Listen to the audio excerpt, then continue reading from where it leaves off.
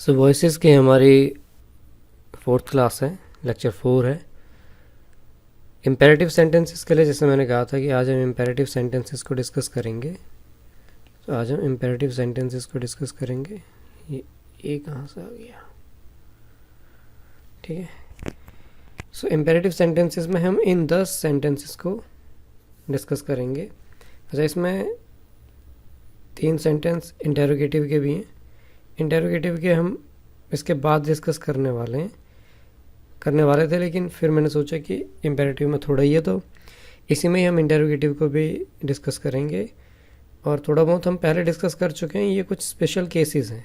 ठीक है, ये 3 इंटेरोगेटिव के कुछ स्पेशल केसेस हैं जिनमें थोड़ा ध्यान देना होता है। तो रीज़न सहित हम इनको सीखेंगे कैसे करना है। तो एक एक करके हमें हर एक कंडीशन को ध्यान देना है कि किस कंडीशन में क्या करना है, और उसी के हिसाब से फिर हम आगे इन्हें पैसिव में चेंज करेंगे। अच्छा, इससे पहले अब तक एक बात मैं बताना मेरे ध्यान नहीं रहा, तो मैं अब बताता हूँ कि हम कर क्या रहे हैं। हम एक्टिव वॉइस से पैसिव वॉइस में चेंज करना सीख रहे हैं। ठीक है, लेकिन एक बात ध्यान देने की ये है कि एक्टिव वॉइस से पैसिव वॉइस में चेंज करने का मतलब ये है कि हम सेंटेंस को सिर्फ दूसरे तरह से लिखते हैं, है ना, दूसरे तरीके से लिखते हैं। उसका मीनिंग में चेंज नहीं करते, मीनिंग उसका सेम ही रहता है, मीनिंग में बदलाव नहीं आता। तो ये बात का ध्यान भी रखना पड़ता है कि मीनिंग भी ना बदले। ठीक है, तो शुरू करते हैं पहले सेंटेंस से, डू योर होमवर्क। अब देखो, इम्पेरेटिव सेंटेंसेस में कल मैंने बताया था कि सब्जेक्ट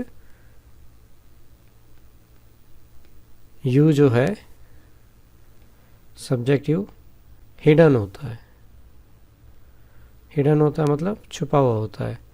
अब जैसे इस सेंटेंस में लिखा है डू योर होमवर्क, तो यहाँ अपना होमवर्क करो, तो किससे कहा जा रहा है? स्पीकर जो है सुनने वाले से, यानी तुमसे कह रहा है। ठीक, यानी यू से। तो यहाँ पर पहली कंडीशन क्या है? पहली कंडीशन ये है जब सेंटेंस में ऑब्जेक्ट है। ठीक है, जब ऑब्जेक्ट हो, हमेशा हमने ये पढ़ा होगा कि जब ऑब्जेक्ट होता है तभी पैसिव वॉइस बन सकती है, लेकिन इम्पेरेटिव सेंटेंस में हमें पता चलेगा कि ऑब्जेक्ट ना होने पर भी पैसिव वॉइस बन सकती है। इन्फिनेटिव्स वाली condition, have to, has to, had to वाली कंडीशन में भी बिना ऑब्जेक्ट के भी पैसिव वॉइस बन जाती है। लेकिन फ़िलहाल हम धीरे धीरे एक एक करके सारी चीज़ें देखेंगे। तो अभी हम इम्पेरेटिव्स में वो सेंटेंस देखेंगे जिनमें ऑब्जेक्ट होता है। ठीक है, मैंने कल भी बताया था इस तरह का, आज फिर से बता रहा हूँ। यहाँ ऑब्जेक्ट क्या है? Do your homework. तो क्या करने के लिए कह रहा है? होमवर्क करने के लिए कह रहा है। और मैंने बताया था जो क्या क्या आंसर में आता है वो क्या होता है? वो ऑब्जेक्ट होता है। तो होमवर्क करने के लिए कहा है, your homework, sorry, your homework पूरा ये ऑब्जेक्ट है। तो लेट से बना सकते हैं, मैंने पहले बताया था कि एक तो बना सकते हैं लेट से, लेट, और उसके बाद क्या लगाना है? Object, let your homework. और उसके बाद मैंने क्या बताया था कि सबसे पहले लेट लगाओ प्लस ऑब्जेक्ट लो, हमने ले लिया, फिर बी प्लस V3, वर्ब की थर्ड फॉर्म। यहाँ पे काम क्या हो रहा है? डू, तो डू की थर्ड फॉर्म क्या हो जाएगी? डन, सॉरी बी तो लिखा ही नहीं, तो हो जाएगा let your homework be done. इसे फिर से लिखते हैं, लेट योर होमवर्क, वर्ड लिख दिया था आज भी, let your homework B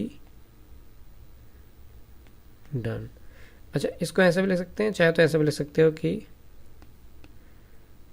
let your homework be done, और सब्जेक्ट क्या होता है? बाय। तो चाहे तो हम बाय यू भी लगा सकते हैं। ठीक है, दो तरीके हैं, चाहे तो let your homework done be done, या फिर let your homework be done by you. ये दो तरीके हैं। कब? जब ऑब्जेक्ट हो, तब पहले लेट, फिर ऑब्जेक्ट, फिर बी प्लस वर्ब की थर्ड फॉर्म, और बाकी जो बच जाए एंड में। ठीक है, समझ में आया? दूसरा तरीका क्या था? दूसरा तरीका ये था कि हमें भाव समझना है। अब ये कहा जा रहा है कि डू योर होमवर्क, तो हो सकता है ऑर्डर दिया जा रहा हो सकता है उसे कहा जा रहा हो करने के लिए, तो हम ये मान लेते हैं कि उसे कहा गया है ना, तो उसको आस्क किया गया है। तो इस कंडीशन में कैसे बनेगा, you are asked, asked, you are asked, और फिर टू लगा के सारा sentence same, to do your homework. ठीक है। ऑर्डर, अगर हमें लगता है कि भाई ऑर्डर किया गया है तो ऑर्डर लगा दो, रिक्वेस्ट की गई है तो रिक्वेस्टेड लगा दो, है ना, जैसे प्लीज़ आ जाए। इसी में एक और देख लेते हैं, अगर ये कहा गया होता है, सेंटेंस को देखते हैं, ये कहा गया होता प्लीज़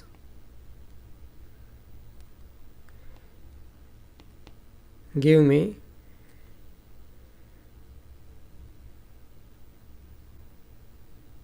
वाटर। ठीक है, प्लीज़ गिव मी वाटर, तो प्लीज़ का मतलब क्या है, रिक्वेस्ट की जा रही है। तो फिर हम कैसे करेंगे, यू आर रिक्वेस्टेड लिखेंगे, सॉरी, यू आर रिक्वेस्टेड। अब आगे प्लीज़ की अब ज़रूरत नहीं, ध्यान दो, प्लीज़ किस लिए था, ये दिखाने के लिए कि रिक्वेस्ट की जा रही है ना, और अब हमने यहाँ साफ साफ लिख दिया रिक्वेस्टेड, तो प्लीज़ की ज़रूरत नहीं है। तो जिसकी ज़रूरत नहीं है उसको लिखने की भी ज़रूरत नहीं पड़ती। ठीक है, जैसे हम ये बाय यू है, नॉर्मली नहीं लगाया जाता है, लगा भी सकते हैं लेकिन कोशिश ये करो कि ना लगाओ। ठीक है, क्योंकि जब ज़रूरत नहीं है तो फिर उसे लगाओ ही मत। ऐसे प्लीज़ की ज़रूरत नहीं रहेगी जब मैंने लिख दिया कि यू आर रिक्वेस्टेड, यानी कि रिक्वेस्ट की जा रही, तो प्लीज़ भी रिक्वेस्ट करने के लिए बोला जाता है। तो अब इसकी ज़रूरत नहीं रहेगी, तो अब हम प्लीज़ को छोड़ देंगे। मेरे पास सेंटेंस क्या बच गया, गिव मी वाटर, तो you are requested to give me water.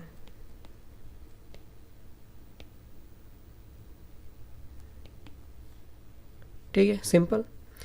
भाव समझना है क्या है, यहाँ पर हमें लगा कि कहा जा रहा है तो आस्क लगा दिया, यहाँ पर लग रहा है कि रिक्वेस्ट की जा रही है तो रिक्वेस्टेड लगा दिया। ठीक है, तो ये पहली कंडीशन थी जब हमें ऑब्जेक्ट दिया होएगा। दूसरा सेंटेंस देखो, रन फास्ट। अब अगर तेज दौड़ने के लिए कहा जा रहा है, अच्छा पहली बात तो देखो कि यहाँ पर रन फास्ट के लिए कहा जा रहा है, तो यहाँ पर पहला शब्द जो है ये एक वर्ब है, और फास्ट क्या है, एक एडवर्ब है। तो ऑब्जेक्ट तो है नहीं, क्योंकि ऑब्जेक्ट होने के लिए ऑब्जेक्ट या तो नाउन होगा या प्रोनाउन होगा, और इसमें नाउन प्रोनाउन पूरे सेंटेंस में है ही नहीं। ठीक, तो अब बिना ऑब्जेक्ट का कैसे बनेगा भाई, तो ये ऐसे ही बनेगा जैसे ये बना रहे थे हम, है ना, यू आर आस्क्ड या यू आर रिक्वेस्टेड, इस तरह से। तो रन फास्ट के लिए अगर कहा जा रहा है तो हो सकता है कि तेज़ दौड़ने के लिए सलाह दी जा रही हो सकता है उसे कहा जा रहा हो।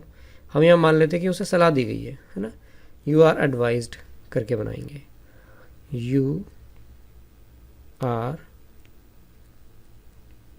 एडवाइज्ड, बाकी सारा sentence same, to run fast, है ना, जैसे पिछला था वैसे ही हो गया, कुछ ज़्यादा चेंज ही नहीं करना पड़ा। तो you are advised to run fast. Let से इसको कैसे बनाएंगे, लेट से तो तब बनाते जब ऑब्जेक्ट दिया होता। ठीक है, तो भाव समझना है और सीधा सीधा बन जाएगा। लेकिन ध्यान देना है कि ज़रूरी नहीं कि बिना ऑब्जेक्ट का सेंटेंस है तो बनेगा नहीं, बन सकता है। ठीक है, हेल्प द नीडी। अब देखो इसमें ऑब्जेक्ट दिया हुआ है ना, जो नीडी, द नीडी है, ज़रूरतमंद लोग की मदद करने के लिए कहा जा रहा है, तो ऑब्जेक्ट दिया हुआ है। लेकिन साथ ही साथ इस सेंटेंस में एक बात अलग है जो पहले वाले सेंटेंसेस में नहीं थी। इसमें एक मॉरल ड्यूटी दी गई है ना, एक कर्तव्य दिखाया गया है कि हमें ज़रूरतमंदों की मदद करनी चाहिए। ठीक है, और चाहिए के लिए हम क्या लगाएंगे, शुड। तो ये कैसे बनेगा, शुड, इसमें शुड का यूज़ किया जाएगा, यू शुड, बाकी सारा same, help the needy, you should help the needy, इस तरह से बन जाएगा। ठीक है, जैसे दिया हो, help the poor, same to same है। तीसरा ही लगा लो इसे, तो क्या हो जाएगा, you should help the poor.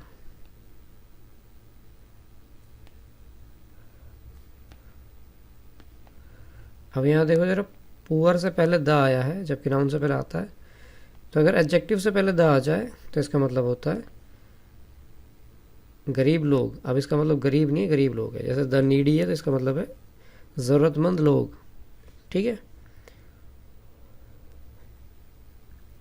अच्छा, इम्पेरेटिव सेंटेंसेस में सेंटेंस लेट वाले भी हो सकते हैं, है ना, लेट से शुरू हो जो। तो 3 कंडीशन हो सकती हैं लेट वाली। एक तो हो सकता है कि वो लेट मी से शुरू हो, या हो सकता है लेट अस से शुरू हो, या हो सकता है कि लेट के बाद कोई थर्ड पर्सन हो या फिर कोई नाउन हो। नाउन्स भी ध्यान रखना थर्ड पर्सन में ही काउंट किए जाते हैं। तो या तो मी होगा या अस होएगा या फिर थर्ड पर्सन होएगा। तो तीनों ही कंडीशन के हमने एग्जांपल्स लिए हुए, 4, 5, 6 और शायद 7 भी। तो कैसे कैसे करना ध्यान दो। अगर हमें लेट मी दिया है, देखो जैसे पिछले सेंटेंस में हमने देखा था कि जब कोई मॉरल ड्यूटी दी गई है ना, इसमें क्या था, मॉरल ड्यूटी थी। मॉरल ड्यूटी का मतलब क्या है, कर्तव्य कह लो, ठीक है, कि भाई हमारा ये कर्तव्य है, मॉरल ड्यूटी है। जैसे हमें झंडे का सम्मान, हमें अपने राष्ट्रीय झंडे का सम्मान करना चाहिए, इट्स आवर मॉरल ड्यूटी, है ना, ये हमारा नैतिक कर्तव्य है। हाँ, नैतिक कर्तव्य लिख लेते हैं, ठीक है। तो यहाँ पर हमने क्या यूज़ किया, शुड यूज़ किया। मैंने बताया कि इस कंडीशन में शुड लगेगा। तो अगर लेट मी दिया है, अगर हमें लेट मी दिया है तो हम क्या यूज़ करेंगे, ऐसा करते हैं, तीनों को एक साथ ही बता देता हूँ। अगर लेट मी दिया है तो हम यूज़ करेंगे मे,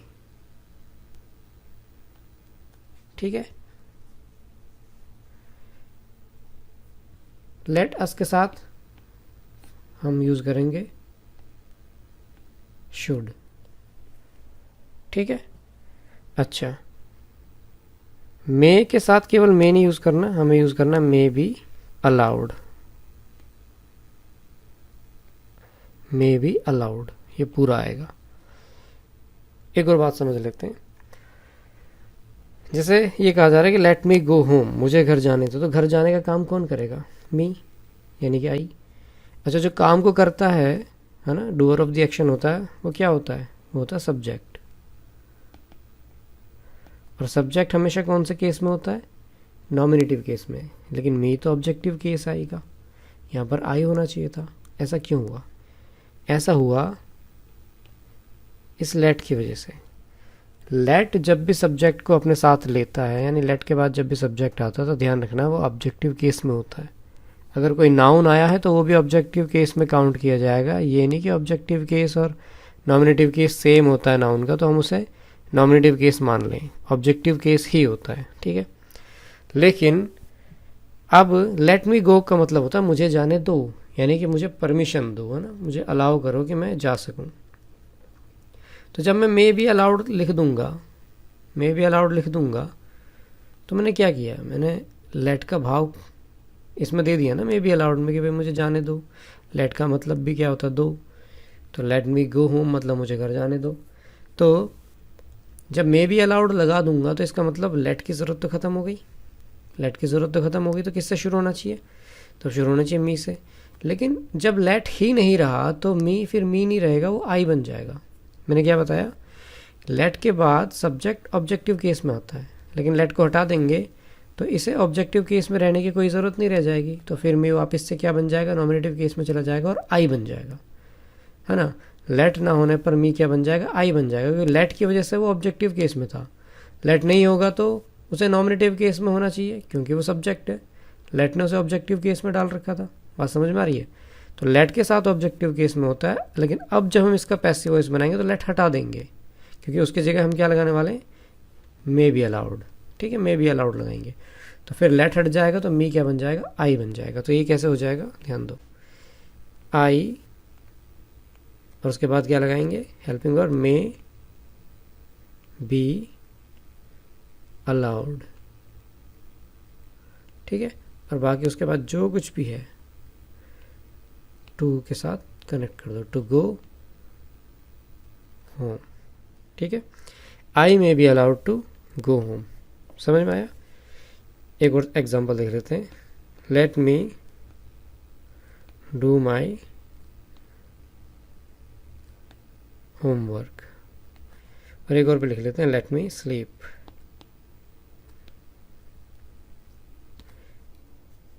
अब हम इनकी पैसिव वॉइस बनाने वाले हैं।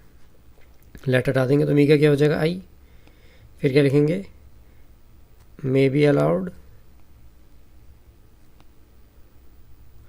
उसके बाद जो बचा है टू लगा के सारा लिख दो, टू डू माई व्हाट,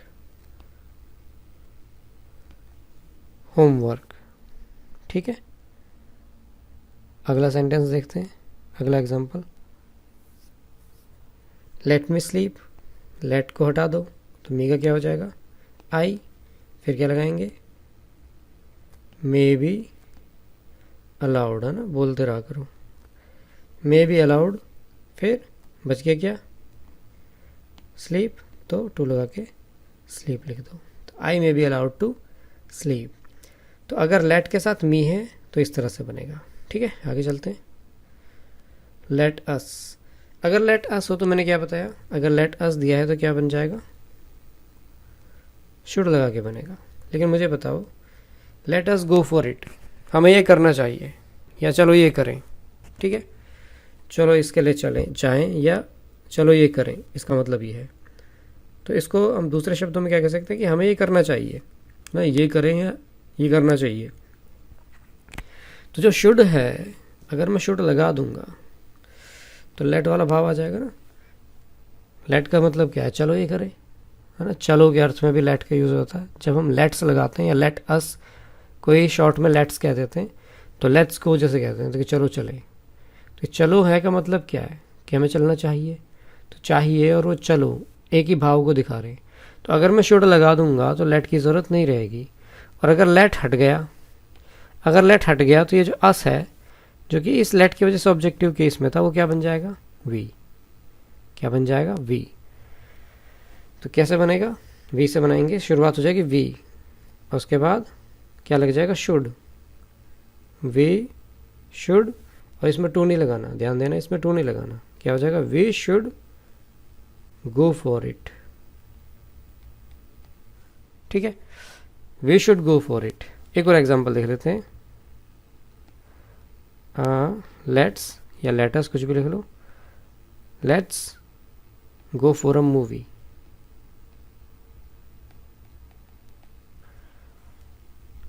तो ये लेट्स में से लेट हट जाएगा तो अस का क्या बन जाएगा, वी। वी के साथ क्या लगना ज़रूरी है, शुड, और बाकी सारा same. We should go for a movie, ठीक है। हमने देखा था कि अगर लेट मी होगा तो क्या करना है, लेट अस होगा तो क्या करना होगा। अगर लेट के साथ थर्ड पर्सन हो तो हम क्या करेंगे, अब ये देखना है। अगर थर्ड पर्सन दिया है तो हम उसे लेट से ही बनाएंगे, ठीक है। तो ये लेट हर ही रहेगा, सॉरी, अच्छा इसमें ऑब्जेक्ट है ना, तो लेट दिस आ जाएगा। ऑब्जेक्ट क्या है, दिस, तो लेट दिस, जैसे हम पहले कर ही रहे थे। तो अब देखो क्या हुआ, सबसे पहले लेट आ गया, फिर हमने क्या बनाया था, सबसे पहले ऑब्जेक्ट लगाया था, फिर बी, फिर वर्ब की थर्ड फॉर्म। बस इसमें ये होगा कि बाय सब्जेक्ट और आ जाएगा, हाँ, जो भी उसमें दिया होगा सब्जेक्ट वो लग जाएगा। तो लेट दिस, लेट आ गया हमारे पास, ऑब्जेक्ट आ गया, अब लगाना है बी। वर्ब की थर्ड फॉर्म लगानी है, तो डू की थर्ड फॉर्म क्या होती है, done. Let this be done by, subject क्या है, हर। और हर का ऑब्जेक्टिव केस सेम रहता है, मतलब ऑब्जेक्टिव केस यही है, खैर ऑब्जेक्टिव वजह वैसे भी इसका सेम होता है। तो यहाँ पर शी का ऑब्जेक्टिव केस हर आ जाएगा, let this be done by हर, इस तरह से बनेगा। ठीक है, तो अगर लेट के बाद थर्ड पर्सन दिया हो तो ध्यान देना उसके बाद ऑब्जेक्ट आना ज़रूरी है। हमने बिना ऑब्जेक्ट का सेंटेंस ले लिया था, इसलिए वीडियो को बीच में रुकना पड़ गया। सो सेकंड पार्ट करके मैं इसे डाल दूंगा। ओके, आगे चलते हैं। Don't talk too much. अच्छा, इम्पेरेटिव में ही अगर नेगेटिव आ जाए, अगर इम्पेरेटिव में ही नेगेटिव आ जाए तब हम क्या करेंगे? अगर डायरेक्ट इनडायरेक्ट याद हो तो उसमें हम क्या करते थे? अगर 9th क्लास में पढ़े हों, 9th क्लास का अगर याद हो तो उसमें बताया था कि अगर इम्पेरेटिव सेंटेंस आ जाए और उसमें डू नॉट आया हो तो फॉर मना करने के लिए, डू नॉट का मतलब क्या है? Do not talk too much का मतलब है कि मना किया जा रहा है। ठीक है, और मना करने के लिए जो वर्ब यूज़ की जाती है वो होती है फोरबिड। क्या होती है? फोरबिड। फोरबिड माने होता है मना करना। तो जैसे प्लीज़ होने पर रिक्वेस्ट लगा रहे थे, ऐसे डू नॉट होने पर क्या लगाएंगे? फोरबिड। लेकिन ध्यान देना कि वहाँ पर हम रिक्वेस्टेड लगाते थे, क्योंकि पैसिव वॉइस में थर्ड फॉर्म यूज़ होती है। तो फोरबिड की हम थर्ड फॉर्म यूज़ करेंगे और वो क्या होती है? फोरबिडन। ठीक है, तो कैसे बनेगा? यू आर फॉरबिडन से शुरुआत होगा अगर डू नॉट दिया है। यू आर फॉरबिडन और बाकी सारा जो बच गया टू लगा कर लगा देना है। तो you are forbidden to talk too much. तो अगर शुरुआत के समझ में आ गए तो बाकी का समझना आसान हो जाएगा, क्योंकि लगभग सिमिलैरिटी है रूल्स में, एक जैसे सही है लगभग। ठीक है, तो अब आगे के 3 हमारे जो सेंटेंस रह गए हैं वो हैं इंटरोगेटिव सेंटेंसेस के कुछ स्पेशल केसेस हैं। ठीक है, तो शुरुआत करते हैं पहले सेंटेंस से, हु इज़ कॉलिंग यू। अब देखो, हमेशा ध्यान रखना है कि हु के आंसर में क्या आता है? हु के आंसर में आता है सब्जेक्ट। हु के आंसर में क्या आता है? सब्जेक्ट आता है। ओके, लेकिन इसमें सब्जेक्ट तो दिया नहीं है, हु ही सब्जेक्ट की जगह है। तो ध्यान रखना है कि इंटेरोगेटिव प्रोनाउंस भी होते हैं और सब्जेक्ट का काम भी कर सकते हैं। जैसे हु यहाँ पर सब्जेक्ट का काम कर रहा है। ठीक है, कैसे मालूम? प्रोनाउन ऐसे शब्द होते हैं जो नाउन की जगह लेते हैं, है ना। प्रोनाउन नाउन की जगह पर आने वाले शब्द हैं। तो अगर मुझे ये मालूम होता है कौन बुला रहा है, जैसे मान लो कि कोई भी राहुल बुला रहा है, तो अगर मुझे पता होता तो मैं क्या कहता? Rahul is calling you. पता नहीं है तो राहुल की जगह मैंने दूसरा शब्द यूज किया, वो क्या है? हु। तो हु क्या है? प्रोनाउन है, राहुल की जगह है, तो राहुल सब्जेक्ट था तो ये भी सब्जेक्ट ही है ना, सब्जेक्ट की जगह ले रहा है। तो पहली बात समझ में आई, हु सब्जेक्ट है।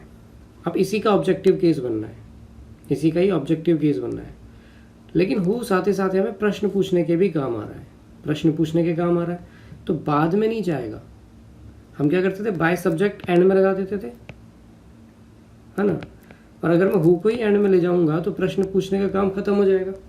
जबकि मैंने क्या बताया कि सेंटेंस को एक्टिव से पैसिव वॉइस में चेंज करते टाइम सिर्फ हम उसका वॉइस चेंज करते हैं, है ना, इंपॉर्टेंस चेंज कर रहे होते हैं, सब्जेक्ट की जगह इंपॉर्टेंस ऑब्जेक्ट को ट्रांसफर कर रहे होते हैं, लेकिन हम उसका मीनिंग बिल्कुल भी चेंज नहीं कर रहे होते। यानी कि अगर सेंटेंस इंटेरोगेटिव है तो it has to be interrogative, उसको इंटेरोगेटिव ही रहना पड़ेगा। ठीक है, तो हु का ऑब्जेक्टिव केस होता हूँ। ठीक है, हु का ऑब्जेक्टिव केस होता हूँ, पॉजेसिव केस होता हुज। हुज से तो हमें लेना देना नहीं है, हमें ऑब्जेक्टिव केस से मतलब है।